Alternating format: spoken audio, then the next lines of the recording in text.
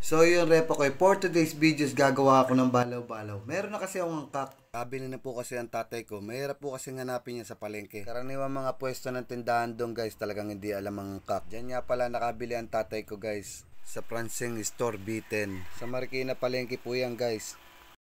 Kung kumakain ka ng balaw-balaw o buro repakoy at gusto mo malaman paano magburo at magluto nito, para sa iyo ang video na to. Unahin mo lang maglugaw, 1 kilong bigas nga pala ang ginamit ko dyan. At pag malamig na, tsaka ka maganda ng gayat na labong.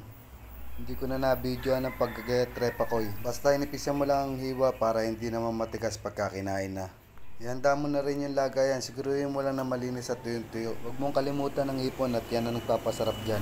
Unahin mo lang ilagay ang lugaw, lahati lang muna sa lagayan. Sunod mo na rin ang hipon. Mas maigi kung hindi mo kakamayin. Gamitan mo na lang ang kutsara. Nakalimutan ko lang kasi kaya kinamay ko yan dyan. Sunod ang labong, mga 2 dakot, tansyahan na lang. Sunod yung asin, tansyahan na lang din. Lagay mo na rin ang angkak. Isa't kalahating balot lang ang ginamit ko dyan, repakoy. Bihira lang kasi nakakaalam ng paggawa ng balaw-balaw. Balaw-balaw ang tawag namin yan dito sa Antipolo. Kaya kung taga ibang lugar ka, comment naman kung anong tawag sa inyo ang buro na yan. Mabalik tayo.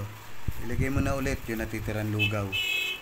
Tulad lang din yan ang unang proseso ng paglalagay ng mga sangkap. Tandaan mo to repakoy, wag mong padadapuan sa langaw at baka masayang lang ang pagbuburo mo at baka uurin yan. At para makasiguro ka, tapatan mo na lang ng electric fan para makasiguro ka dyan. Pasintabi na lang po sa mga hindi kumakain yan. Dahil ginawa ko lang ang video na to para sa mga mahihilig kumain yan.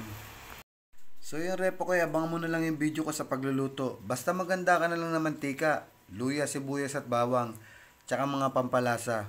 Bago matapos ang video na to, baka pwedeng palambing naman, repakoy. Pa-follow, like, and share ng video na to. Salamat! Sasama pa natin ito. Huwag yung tutong. Tama, no?